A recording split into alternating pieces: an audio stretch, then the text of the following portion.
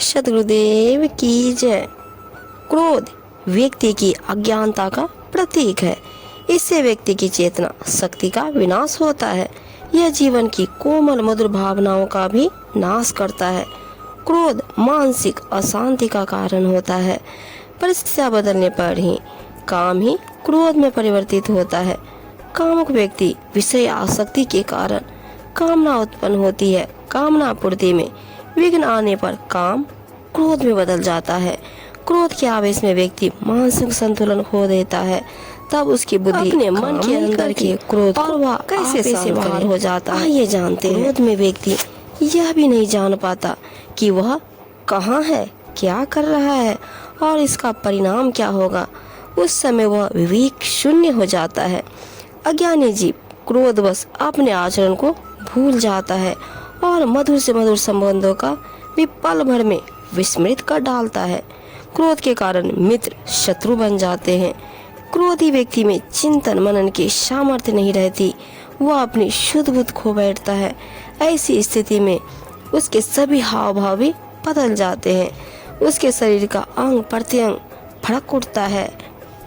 क्रोधाग्नि में जलाते हुए उसकी श्वास तेज हो जाती है। क्रोध की आग सबसे पहले क्रोधी व्यक्ति को ही जलाती है। क्रोधिक अवस्था में व्यक्ति जीवन के सौंदर्य से वंचित हो जाता है। उसके स्वरूप को देखकर भय लगता है तथा ग्लानि उत्पन्न होती है। क्रोध पहले वाद विवाद तक सीमित रहता है। इस सीमा को पार करते ही यह लड़ाई का कारण बन जाती है। अपने मन के अंदर के क्रोध को कैसे शांत करें, आइए जानते हैं। कबीर साहब जी अपनी साखी में बताते हैं, जगत माही धोखा घना अहम क्रोध अड़ुकार। जगत माही धोखा घना अहम क्रोध अड़ुकार।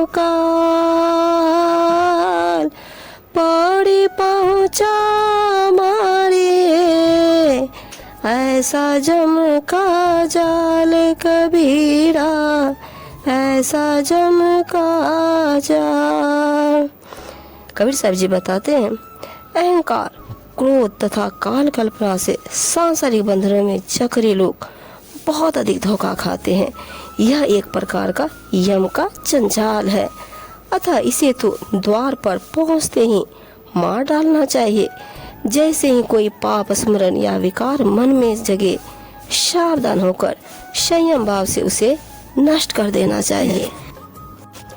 गारंगारे क्रोध झल निंदा धुआं होय। गारंगारे क्रोध जल निंदा धुआं होय।